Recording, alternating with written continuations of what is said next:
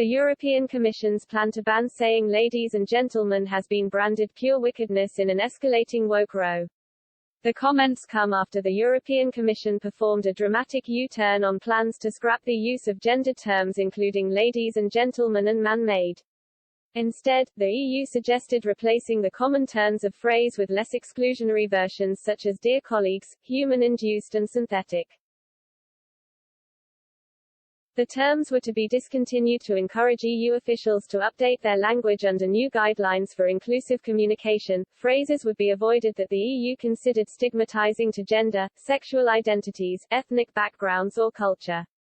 Helena Dalli, the European Commissioner responsible for equality, said the guidebook clearly needed more work, after the 32-page document was scrapped this week. Journalist and author Christopher Howes dubbed the row pure wickedness in an article condemning the attempt to control language.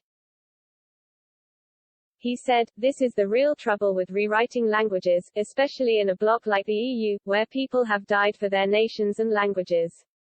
Languages have real genders, and they can't be changed by declaring a new gender identity. If European commissioners stuck to French, the natural language of bureaucracy, instead of using English when it suits them, they would have to admit that a car, Voiture, is feminine, and if they wanted to talk of a man's car they must use a feminine possessive adjective, sa Voiture. And, to speak of a woman's new bag, sack, which is masculine, they use the masculine possessive adjective, son sack. The scrapped guidance asked EU officials to scrap the pronouns Mr., Mrs. and Ms. unless they were specifically requested. The default would become mix. Officials should never presume a person's gender or sexual orientation or ask which pronoun a person prefers, according to the document. This is because the question implies that gender identity is a personal preference within the control of an individual.